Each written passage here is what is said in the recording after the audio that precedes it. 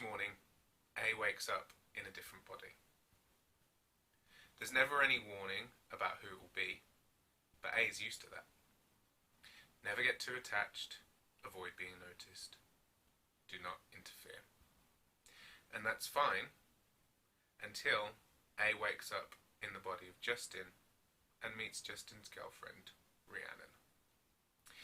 That's the blurb on the back of Every Day by David Levithan.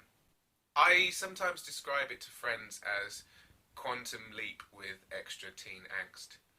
Through that slightly supernatural lens of a consciousness that bounces from body to body, day to day, we as the reader are able to experience various different points of view from males, females, in between different sexualities and from different walks of life, from rich to poor. The book tackles a lot of issues, drug use and abuse, to suicide, to child abuse, all sorts. And the way that it's been written allows for so many different windows. And for me, some of the scenes that we go through with some of the characters are harrowing, and they're really hard to deal with. And I think the writing is a testament to that, showing even if these are situations that Levithan's been in himself, writing them from the point of view of a teenager can't have been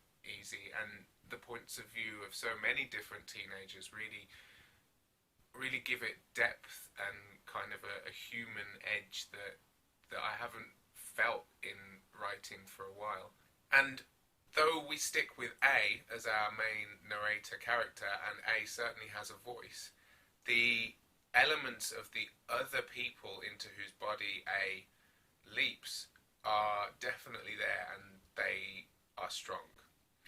I think for me, the love story is, an age-old story that's told again and again, and this is quite a unique twist on that. The really interesting part is that A always speaks in the first person, and if A is a girl or if A is a boy, we don't really know. A is whomever A is on that day, and whilst A always attempts not to make too much of an impact in the person's life, obviously the events of the book mean that that's put to the side for this at this time in A's life. What David Levithan has done with this book is really kind of opened up the reader's eye to the complexities of life. Real underlying message, I think, in the entire book is that it doesn't matter what the shell is, what's on the outside. It really is what's inside that counts. And I know it's a very, very overtold cliche, but this book gives that message in such a way that it can't be ignored.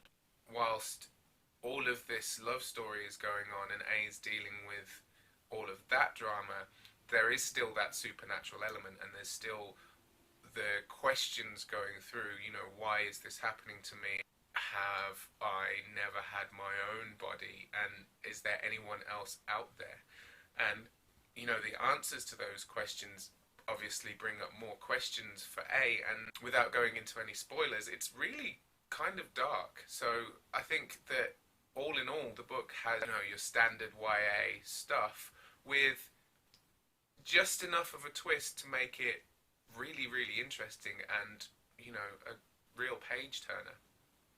All in all, I'd give the book 4.5 stars. I think that I've painted a good enough picture of the uniqueness of this story and the worthwhile elements that mean that I would recommend anyone to read it, just to get kind of insight into some of the issues that are going on in the world now and see them from a point of view that kind of helps to paint it in a real light, however unreal the story must be. I will be reviewing Another Day, the sequel to this book, and that will be coming probably in around 2 weeks' time.